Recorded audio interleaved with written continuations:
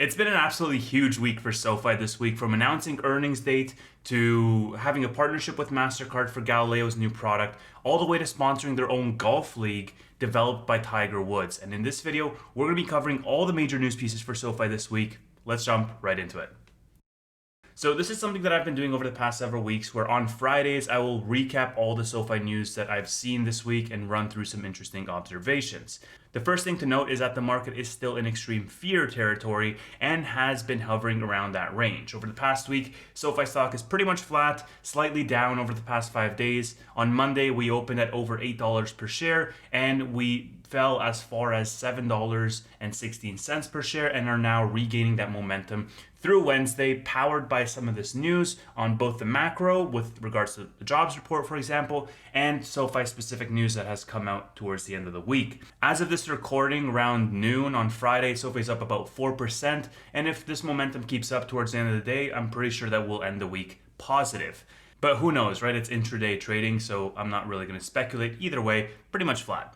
So we did get the jobs report earlier today, where the jobs came in at double what analysts were expecting. This is obviously great for the economy, but the fear here is that the market is worried that the Fed is essentially going to be more heavy-handed with future rate hikes. Essentially, that November rate hike is pretty much going to be a certainty if the jobs reports come in strong, because it signals that the economy is being really resilient, which basically gives a green light to the Fed to keep raising rates. And the reason why I mention this is because the macro backdrop affects SoFi in the short term, as many stocks in the market trade in unison as massive funds go in and out of these buckets. So sticking with some macro, before we go into SoFi specific news, earlier this week, Biden announced an additional $9 billion of student debt relief. The press release was issued on October 4th, just 2 days ago on Wednesday, where the Biden administration announced that it had approved $5.2 billion of additional debt relief for 53,000 borrowers, $2.8 billion in new debt relief for 51,000 borrowers, and $1.2 billion for around 22,000 borrowers who have a total or permanent disability. Now, I'm not sure what will happen with this, or if we're actually going to see any of this actually materialize.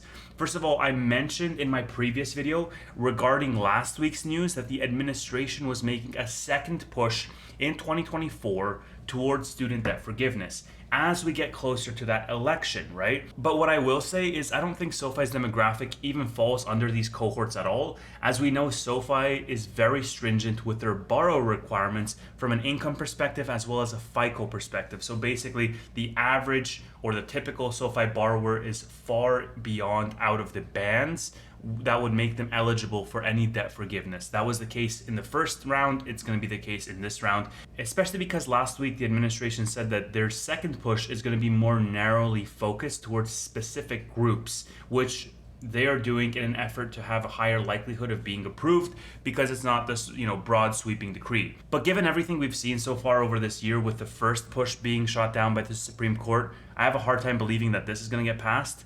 Now, the administration will try, and more importantly, I think this is a positioning or a PR play as we head into the election, to basically signal to younger demographics that, hey, we're looking out for your college loans, to essentially try to influence their sentiment with their vote as they go into the election. That's obviously one consideration that you have to make, is the timing around this news. Even if it does get shut down, it shows that the administration is trying to look out for the younger demographics, which would obviously bode well in the polls going into 2024. Now, as we say all this, on one hand, if we look at the background, the US is heading into a massive debt spiral like nothing ever before seen. National debt crossed 33 trillion, and this week an additional 275 billion was added to the US debt in a single day. The rate at which the debt is increasing is clearly unsustainable. The US is now on pace to increase debt by $1 trillion per month, which is insane to think about. One thing I will say is that this 275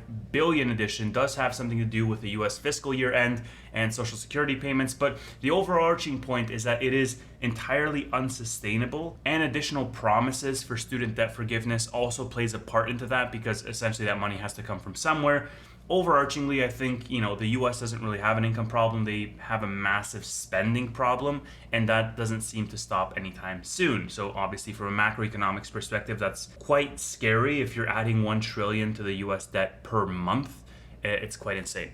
So anyways, that's the backdrop from a macro perspective. Now let's bring it back to SoFi specific news.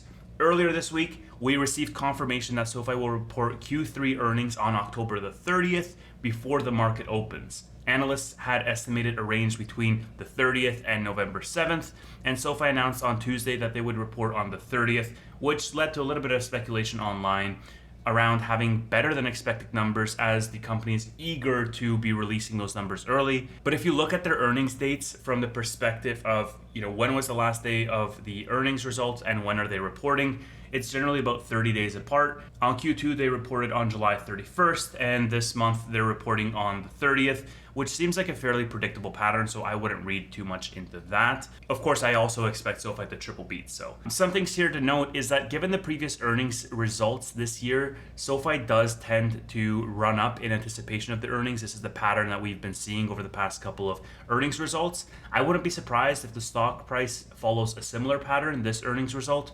I'll be covering the earnings results live on this channel, along with Tanner and a couple of other members from the community on October 30th pre-market, so make sure to tune in for that. Now, one of the best articles that I read this week around SoFi was published 2 days ago by Chris Hager at Data Driven Investing, who broke out exactly how much money SoFi can lend out per their capital ratios. Now, I don't want to spoil Chris's article, so I'll keep this section brief and highlight the conclusion, which is that in the next 2 to 3 quarters, it'll be more difficult for SoFi to take on any more loans, not due to the inherent risk of the loans themselves, but due to the banking regulations specifically. This means that SoFi will eventually have to start selling loans at the very least at a similar pace to their originations if they want to keep their originations up. It also means that the rate of revenue growth from interest income will be slowing. So this is something to keep in mind when you think about how much SoFi can lend out and how much their deposits can feasibly grow before they start offloading loans off of their books. This is something that Chris estimates would become a reality over the next several quarters. However, for the full breakdown, I highly recommend checking out his Substack, which is tagged in the description below. Now, the two main pieces of news, and yes, I realize I could have made individual videos on all of these, I just frankly didn't have the time, so I'm recapping them in this video. Also, in preparation for SoFi Weekly, where I'm sure we're going to talk about these topics more in depth. The first piece of news is around SoFi making a huge investment into the golf world, becoming the founding and presenting sponsor of TGL Golf League, which is developed by Tiger Woods and Rory McIlroy. This league will include some of the world's top golfers, celebrities across the board, including investments from some of the biggest names in sports. I think Steph Curry was one of them, Dwayne Wade was another one, Serena Williams, just huge names across the board in sports, but also in media and entertainment with actors and such. Now, with regards to the TGL, I did make a 30-minute breakdown, which is a members only video that I published on Wednesday, where I sit with Tanner for 30 minutes and we talk about just this alone.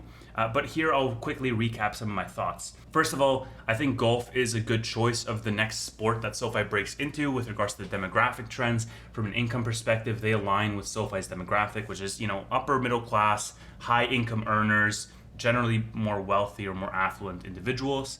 I think the next sport that they'll break into after golf is probably tennis because it's a similar demographic.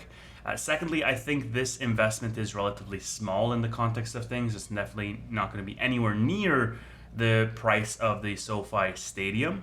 SoFi's branding is everywhere around this entire initiative, from the naming of the new arena that they're building called the SoFi Center, all the way down to the SoFi logo being embedded in the logo of the actual league, which is great branding as well. I think if celebrities put the weight of their audiences behind this and push out content with regards to this league, it could actually lead to some material impact for SoFi. However, the center is still being built currently, and it's going to take some time for it to materialize into actual conversions for SoFi, which is why I'm not as excited about it up front, and I don't want to dive so much in depth on this because I'm sure we'll have many more conversations about this as this becomes more and more of a reality over the next couple of years. But right now, I think it's great that SoFi is diving more into leveraging sports as part of their marketing and PR campaign. Ultimately, I do think that this will increase the unaided brand awareness, which is a number that we on this channel have been talking about pretty closely. And the reason why is because this is an indoors league. In the winter time, when you can't watch actual golf, this is going to be one of the main avenues that people, golf enthusiasts are going to turn to because all of the same names and the celebrities and such are here. So I do think that all of the content that's created along with the celebrity endorsements will help SoFi achieve their goal of increasing their unaided brand awareness towards eventually becoming a household name. And that's all I'll say on that with regards to just high-level thoughts. Finally, the last piece of news that I will talk about in this video is Galileo now offering a buy now, pay later service to their partners to lending to small and medium-sized businesses. Now, this is an expansion of the buy now, pay later product. This news broke yesterday through a press release that Galileo, in partnership with Mastercard, seamlessly and securely is offering installment financing options to small businesses through Mastercard installments. Research from Mastercard found that keeping up with the rising costs is a top concern of small business owners as they adapt. The new reality is that over 8 in 10 small business owners said that they are looking for faster and easier access to capital. David Foyer, the chief product officer at Galileo, said that following our successful launch of Galileo Buy Now Pay Later, which provides fintechs and financial institutions with a solution to offer their customers flexible and payment options, Galileo recognized the growing need to provide the same level of choice and transparency for B2B lenders whose small business customers need better access to credit. He continued to say, leveraging the power of Mastercard's installment program, we extended our platform to give small business owners the opportunity to do more with their money through increased access to funds. Now, this is obviously positive as it's another tool that Galileo can offer to small, medium-sized businesses. I mentioned in a previous video the API access that Galileo was providing to SMBs for payment with installments, and this seems to be building on top of that. Ultimately, the goal is for mass adoption of Galileo across the space, and having them offer a full suite of products will be crucial to achieving that goal. So every time Galileo expands their product offerings or adds to their suite of products, their ecosystem, it's net positive, right? Because it helps more businesses adopt Galileo as a standard. This includes, the API accesses, this includes the buy now, pay later, this includes the partnership with the Fed now through Galileo. All of these are positive expansions. Another positive expansion with this particularly is the expansion of their partnership with Mastercard, which I think is a great partnership and will yield positive results. And one thing to remember, right, I've said this time and again, as we go into the end of the year, we expect that Galileo to be up in terms of net new account additions, to be up in terms of their margins, and to be up in terms of their contribution profit in general. So we will see if that materializes. Okay, so that was a lot of news. I'm sure we'll be talking about them more in the SoFi Weekly later tonight. For right now, this is the Fundamentals of Investing podcast. Thank you so much for listening.